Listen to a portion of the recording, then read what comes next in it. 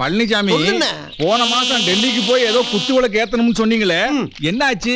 அண்ணே குத்து விளக்கு ஏத்தவாங்கன்னு கூப்பிட்டாங்க. என்னால வர முடியாதியான்னு உடனே ஒரு குத்து விளக்க ஒரு ஆள்கிட்ட கொடுத்து அனுப்பி விட்டாங்க. நான் இங்க இருந்து கொளுத்தி அனுப்பி விட்டேன். இங்க இருந்து எரிஞ்ச மணிக்கேவா கொண்டு வராங்க? என்ன பண்றது, நம்ம அப்படித்தானே பண்ணி ஆகணும், பிஸியா இருக்கோம்ல. மறுபடியும் அவங்க தான் போன் பண்றாங்க. அவங்களா? Hello, Palanisamy speaking. நூடல்ஸா? யாரு? இல்ல, மத்திய மந்திரி கூப்பிடுறாரு. அங்க என்னமோ டெல்லியில பஞ்சாயத்தான், வந்து தீர்த்துட்டு போகணும் கையோட வர சொல்லி போன வாரமே கூப்பிட்டாங்க.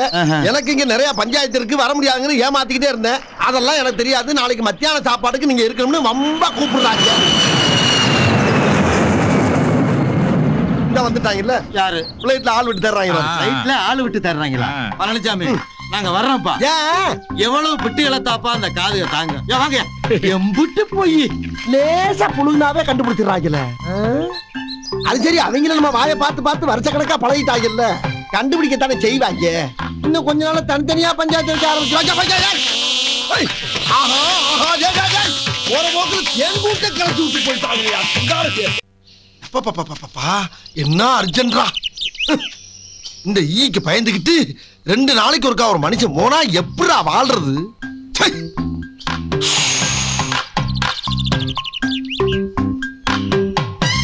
என்ன அவசடா, கேவலம் ஒரு ஈய போய் கடவுள் எனக்கு எதிரியாக்கிட்டானையா. என்னது ஐய சொல்லி வாய் மூலம் அதுக்குள்ள கிளம்பிடுச்சாயா. அப்பப்பா நான் என்ன பண்ணுவேன்? சுத்தமான இடம் நினைச்சாலும் இங்க வந்து இங்கேயும் அட்டாக் பண்றாங்களே.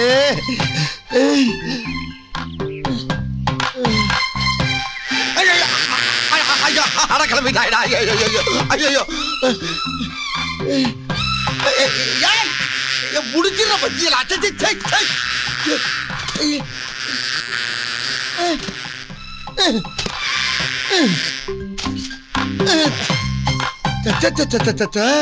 இவ்வளவு பெரிய மனுஷன் தவளை மாதிரி ஆயிட்டனே.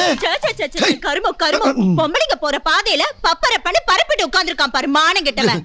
ஒரு ஓரமா மறைவா உட்கார கூடாது. அடி பாவி மவளே, கழுத்துல மொட்டாளையா. நானா வாடிங்க உட்காந்தேன்? நான் ஒரு ஓரமா தான் உட்காந்தேன். மொத்த ஈன் சேர்ந்து ரோட்டுக்கு பத்தி விட்டுச்சு. உள்ளு கட்ட புடலில போட்டு போறான். ஒரு ஈ முத கொண்டு நம்மளுக்கு உதவ வாங்கி கொடுக்குதுயா. அவ்வளவு கேவலமாவளா போயிட்டு வேட்டியெல்லாம் வேற நாரி போச்சடா. நீ வீடு வரைக்கும் ஈயெல்லாம் வரட்டிட்டு வருமே, நான் என்ன பண்ணுவேன்? அம்மா, நீங்க ஜெயிச்சிட்டீங்க, ஜெயிச்சிட்டீங்க. வைக்கலையா? வாங்க. என்ன சொல்ற? தொழிற்சாலைக்கு போடுற பூட்டு வீரண்ணாக்கு வைக்கிற வேட்டுன்னு நம்ம வைக்கலையா ஐடியா கொடுத்தாரு. அது ஒர்க் அவுட் ஆயிடுச்சு. இப்பதான் தபால்காரன் நோட்டீஸ் கொடுத்துட்டு போறான். தொழிலாளர்கள் வயிற்றுல அடிச்சா வீரண்ணா தானே வழிக்கு வருவான்னு இவர் சொன்ன யோசனை சரியா போச்சுங்க. இங்க பாத்தீங்களா, இப்ப விவாகரத்து வேணும்னு வீரண்ணா வக்கீல் நோட்டீஸ் அனுப்பி இருக்கான். தம்பி தம்பி. எதுக்கு தம்பி கும்பி எல்லாம்? சாருக்கு தான் லாவும் தெரியும், லாங்குவேஜும் தெரியும். அவரே படிக்கட்டும். படிக்கிறதுல நேரம் இல்ல, எனக்கு பசி ஆகுது. நான் சாப்பிடுற மெஸ்ல கரெக்ட் டைம் போடலாம் க்ளோஸ் பண்ணிடுவேன். அப்ப நான் வெளியில போய் சாப்பிடணும். என்னது வெளியே போய் சாப்பிடுறதா? எவ்வளவு பெரிய காரியத்தை சாதிச்சிருக்கீங்க, வெளியே போறேங்கிறீங்க. இன்னைக்கு உங்களுக்கு அம்மா வீட்டுல தான் விருந்து. அம்மா, உங்க பர்மிஷன் இல்லாம சொல்லிட்டேன். பாவம் தரித்திர பசி போல இருக்கு.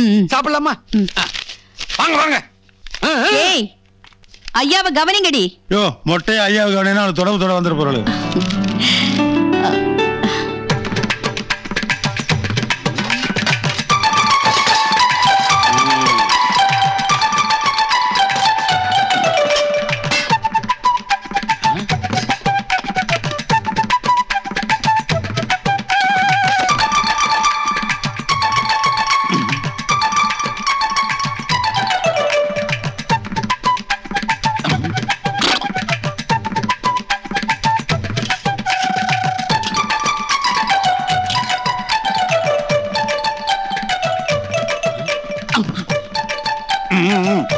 என்னக்கா அது புது பழகம்?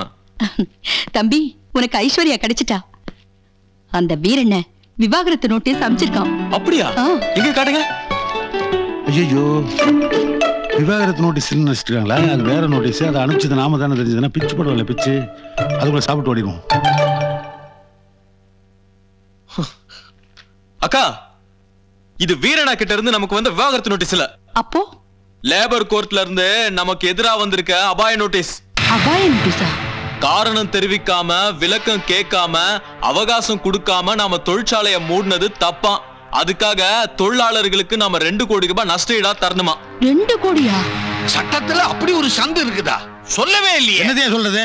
இதான் சிக்கன் சொல்லலாம், இதான் முட்டைன்னு சொல்லலாம். வாயில ஊட்டவா முடியும்? நீங்க தான் பார்த்து பண்ணிக்கணும். ஏயா விவாகரத்து நோட்டீஸ்னு சொல்லி என்ன ஏமாத்தவா பார்த்த? ஏய் கவனிங்கடி ஐயாவை.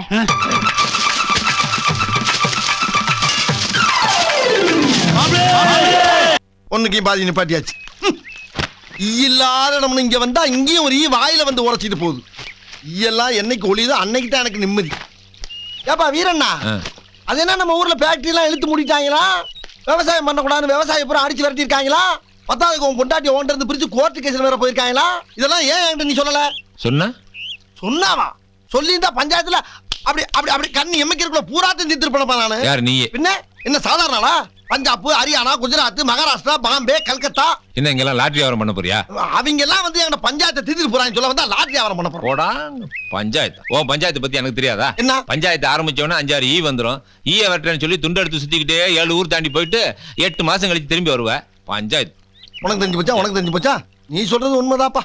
இப்படித்தான் போன வாரம் ஒரு 5-6 ஈய விரட்டிக்கிட்டே ஓடி போய் ஒரு இடத்துல 2 திரும்பி பாக்குறேன், திருச்சியை தாண்டிட்டேங்கிறாங்க. அப்புறம் என்ன பிச்சை எடுத்து அசிங்க. என் சொந்த செருப்பு அப்பப்ப தச்சு பழக்கம். அந்த அனுபவத்தை வச்சு வரேன் போறவனுக்கு எல்லாம் செருப்பு தச்சு கொடுத்து ஒரு வழியா காசுகளை தேத்தி பஸ்ல வந்தியாக்க லாரியில குரங்கு டாப்ல வந்தேன். இப்படிதான் டிரைவர் துப்புனா. ஏன் அவன் ஏன் துப்புனா? அவன்கிட்ட கடன் சொன்னா ஏண்டா இதெல்லாம் ஒரு பொழப்பாடா? ஏறலப்பா. சரி ஏன் பொழப்ப விடு. உன்னை பத்தி ஊர்ல நிறைய கேள்விப்பட்டனையா. என்ன கேள்விப்பட்ட? என்னமோ நம்ம ஊர்ல ஃபேக்டரி கட்டுறதுக்கு கவர்மெண்ட்ல பணமெல்லாம் ஒதுக்க வச்சுட்டியா, இடமெல்லாம் கேட்டு வாங்கிட்டியா, ஊரா ஓம்பேச்சாத்தா இருக்கு. அதுக்கு தாண்டா 3 நாளா கஷ்டப்பட்டு இருந்தோம். அப்ப நம்ம ஊர்ல வர எல்லா வேலையும் சந்தோஷமா இருப்பான்னு சொல்லு. சந்தோஷமா இருக்கிறது மட்டும் இல்ல, ஒவ்வொரு தொழிலாளியும் இனிமே முதலாளி தான். கேட்கும் போது எவ்வளவு சந்தோஷமா இருக்கப்பா. காலைல பூமி பூஜை வச்சிருக்கேன், வந்து சேரு. ஆமா, பூமி பூஜைன்னா என்ன?